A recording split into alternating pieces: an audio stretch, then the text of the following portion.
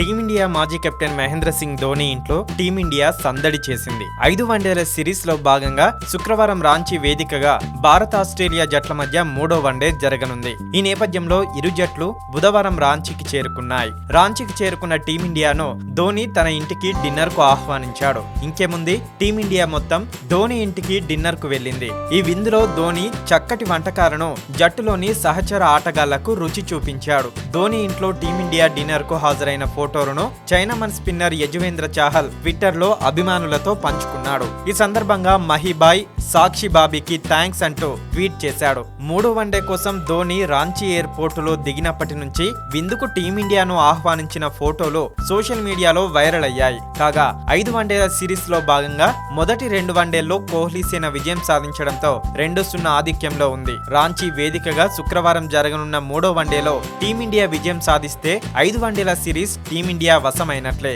ఇదిలా ఉంటే 3వ వన్డేలో ధోని మరో అరుదైన రికార్డుకు చేరువలో ఉన్నాడు. అంతర్జాతీయ క్రికెట్లో 17,000 పరుగుల మైలురాయిని అందుకునేందుకు ధోని 33 పరుగుల దూరంలో ఉన్నాడు. రాంచీ వేదికగా జరగనున్న ఈ వన్డేలో ధోని ఈ మైలురాయిని అందుకునే అవకాశం ఉంది. అంతర్జాతీయ క్రికెట్లో ధోని ఇప్పటి వరకు సాధించిన పరుగులు 16,967. ఇందులో ఆసియా 11 జట్టు తరపున ఆడినవి కూడా ఉన్నాయి. దీంతో మొత్తం 528 అంతర్జాతీయ మ్యాచ్లు ఆడిన ధోని 16 సెంచరీలు, 106 హాఫ్ సెంచరీలు చేశాడు. ఇక ధోని యావరేజ్ 45గా ఉంది. భారత్ తరపున 90 టెస్టు మ్యాచ్లు ఆడిన ధోని 4,876 పరుగులు సాధించగా 340 వన్డేల్లో 10,474 పరుగులు నమోదు చేశాడు. 98 టీ20ల్లో 1,617 పరుగులు చేశాడు. వన్డేల్లో 10 సెంచరీలు, 71 హాఫ్ సెంచరీలుండగా టెస్టుల్లో 6 సెంచరీలు, 33 హాఫ్ సెంచరీలున్నాయి.